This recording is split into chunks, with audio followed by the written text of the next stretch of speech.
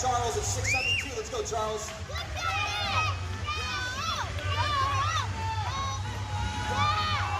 Come on, Charles.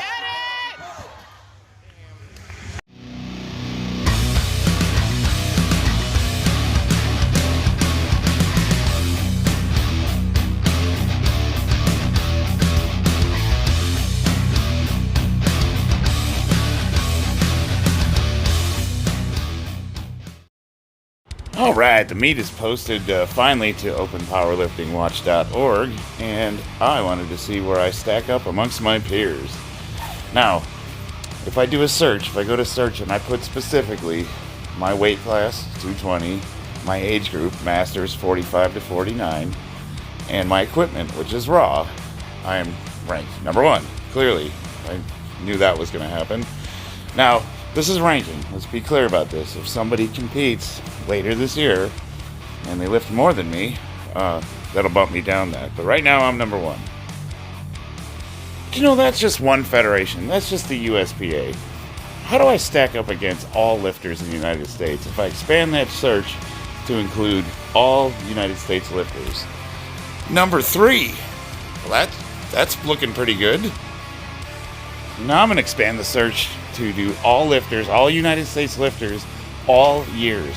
So however long they've been recording these records. I don't know how far back they go, but I put all years in. I'm number 6 all-time United States lifters. I mean, just for shits and giggles, I put all federations. So that's the entire world, all years. I put in all years, that means, I'm assuming that means all the years that they have on record on this website. And I came up with number 23. So that means on this website, since they've been recording, only 23 men my age have lifted more than me. I think that's pretty good. It sounds pretty good. So that brings into question, does age really matter? You know who you are. My buddy on YouTube that likes to give me shit for saying how old I am, saying, being 40, almost 48 years old is not an accomplishment. You should be just as strong as the younger guys. Well, so there's only 23 men in history in my weight class that have lifted more than me. So if age doesn't matter, why am I so high up on the list? You know what I mean? Like, where are all the other dudes at that should be just like grinding me into the dirt like the younger guys do? Because let's be truthful. A 1580 total is amazing. I love it. It's the highest score I've ever had. But it barely compares to the open division guys. Those guys, those are guys in their 20s in my weight class that are putting up over 2,000 pound totals. And I don't even know, it's like my total right now is borderline international elite. It's definitely elite. And I don't think it would be. I don't think it would even be a master total at a younger age. So the younger guys are just cranking out way more. And the numbers don't lie. The statistics don't lie. So should I use age as an excuse? Absolutely not. And it's to be fair, it's mostly a gimmick.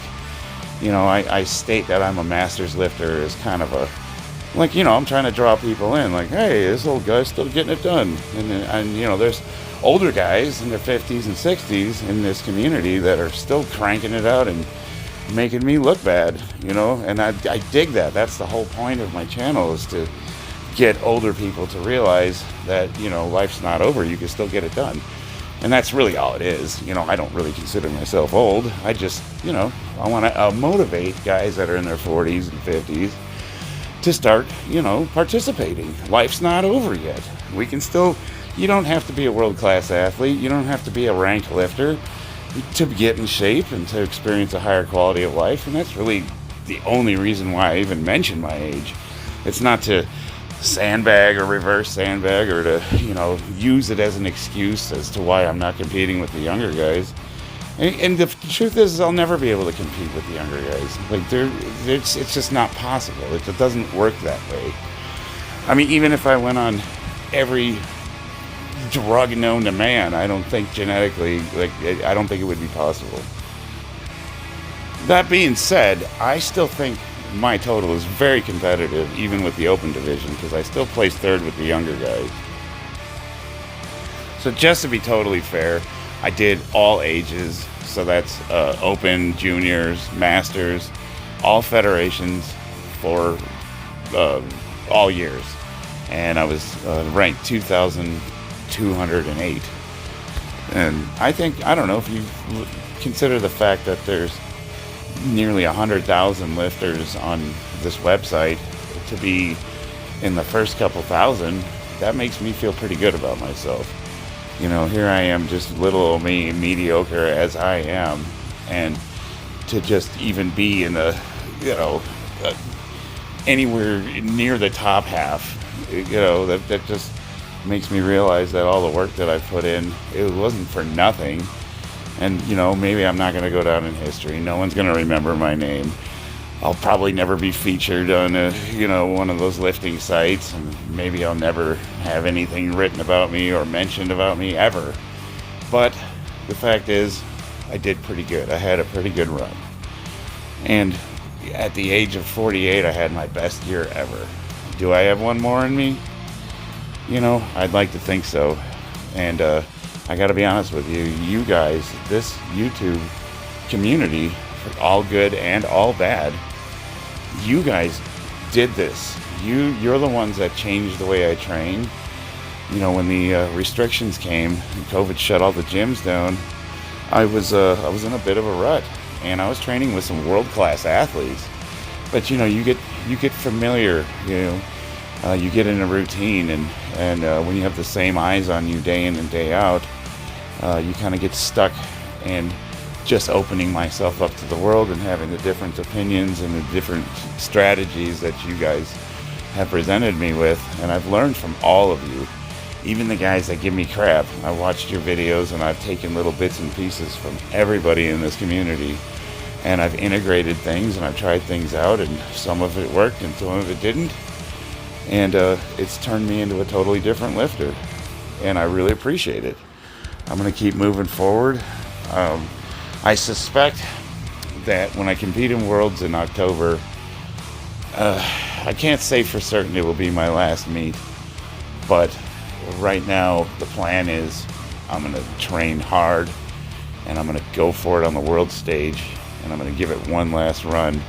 And this will be the last time I probably put this kind of effort into it.